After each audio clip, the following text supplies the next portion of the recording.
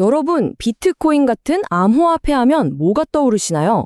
아마 대부분 엄청난 가격 변동, 투기, 이런 것들이겠죠? 그런데 만약에 디지털 화폐의 가치가 이런 투기가 아니라 전혀 다른 방식으로 정해진다면 어떨까요? 오늘 이야기할 두 프로젝트가 바로 그 질문을 던지고 있습니다. 하나는 수학적 필연성에서, 다른 하나는 바로 우리들의 참여에서 가치를 찾으려고 하죠. 그래서 오늘은요, 먼저 기존 암호화폐 모델이 가진 한계점을 살짝 짚어보고요. 그리고 완전히 다른 길을 가는 두 프로젝트, 파이와 인터링크를 한번 비교해 볼 거예요. 마지막으로 이 두 가지 생각이 우리에게 어떤 의미가 있는지 이야기 나눠보겠습니다. 자, 그럼 본론으로 들어가서 이 두 프로젝트가 대체 왜 등장했는지, 어떤 근본적인 문제를 풀려고 하는지부터 시작해 볼게요.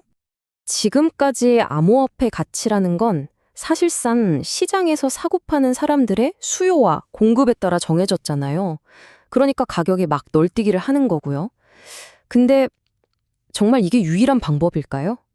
디지털 가치를 만드는 방법이 정말 투기밖에 없을까요? 우리는 보통 시장 가격에 너무 익숙해져 있죠. 그런데 오늘 살펴볼 두 프로젝트는요, 완전히 다른 얘기를 해요. 하나는 알고리즘이 가치를 정해야 한다고 하고, 다른 하나는 우리 같은 사용자의 행동 자체가 가치가 되어야 한다고 주장하죠. 자, 그럼 첫 번째 모델부터 한번 제대로 파헤쳐 보겠습니다. 바로 파이 네트워크인데요. 파이는 한마디로 가치는 수학적 필연성에서 나와야 한다, 이렇게 보고 있습니다. 파이의 핵심 아이디어는 바로 이 앵커 프로토콜 이론이에요. 말이 좀 어려운데 쉽게 말하면 이런 겁니다. 이 코인의 가치는 시장에서 얼마에 거래되느냐가 아니라 이걸로 실제로 뭘 살 수 있느냐에 따라 결정되어야 한다는 거죠. 진짜 현실 세계 가치에 딱 닻을 내딛는 거예요. 이게 어떻게 작동하는지 보면 더 확실해져요. 자, 어떤 가게 주인이 이 테슬라 자동차 0.15 파이에 팝니다 라고 가격표를 붙였다고 쳐봐요. 근데 이 테슬라의 실제 현금 가격이 5천만 원이잖아요. 그럼 알고리즘이 이걸 보고 역으로 계산하는 거예요. 아, 0.15 파이가 5천만 원이니까 1파이는 약 3억 3천만 원의 가치를 가져야 하는구나 하고요. 거래소 시세랑은 전혀 상관이 없는 거죠. 실물 가치가 기준이 되는 겁니다.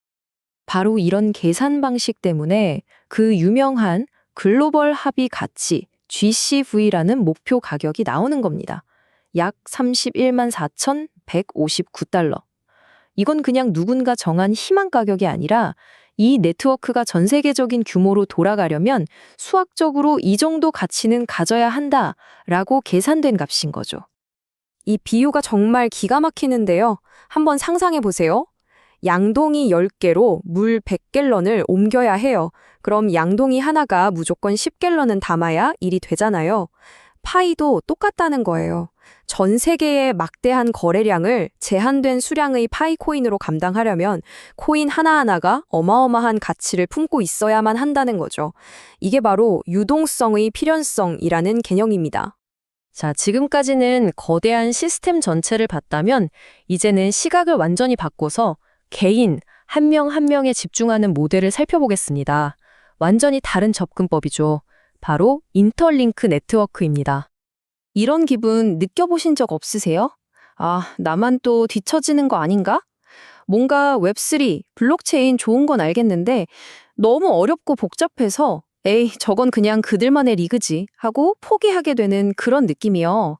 인터링크는 바로 이 지점에서 시작합니다. 인터링크의 아이디어는 정말 단순하면서도 강력해요. 복잡한 거 다 빼고 그냥 매일 우리가 앱에서 하는 간단한 행동들 있죠. 출석 체크하고 짧은 글 한번 읽고 이런 사소한 활동들이 차곡차곡 쌓여서 온체인 신원이라는 걸 만들어내는 거예요. 이건 뭐냐면 나는 꾸준히 활동하는 진짜 사람입니다 라는 블록체인에 기록된 디지털 증표 같은 거죠. 이걸로 웹3 세계의 문을 여는 열쇠를 쥐게 되는 거고요. 전문 지식 전혀 필요 없습니다.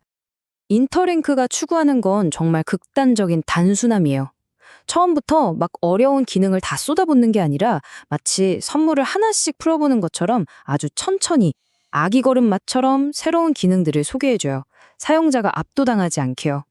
그래서 지갑도 무슨 전문 트레이딩 프로그램처럼 복잡한 게 아니라 누구나 바로 쓸 수 있는 ITLX 지갑을 제공하죠.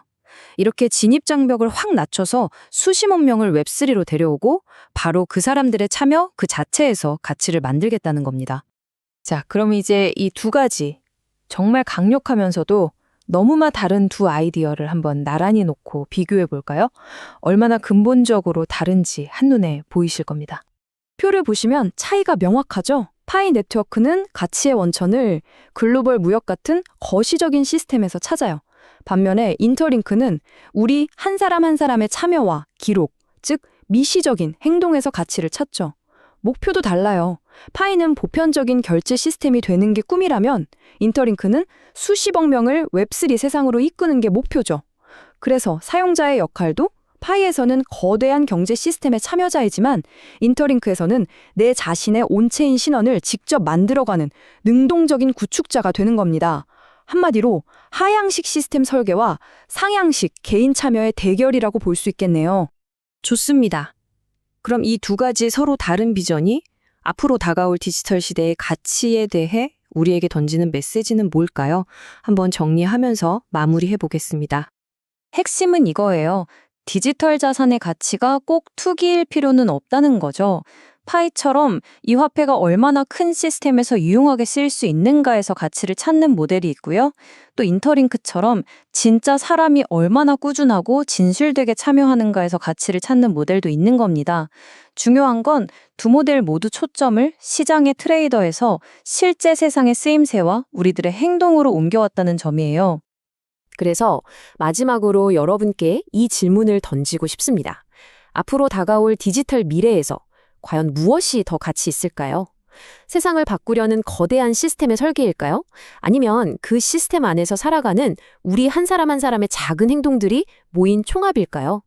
어쩌면 정답은 하나가 아닐지도 모릅니다. 이 두 철학이 경쟁하고 또 서로 융합하면서 새로운 가치의 시대가 열릴지도 모르죠. 미래는 바로 지금 쓰여지고 있습니다.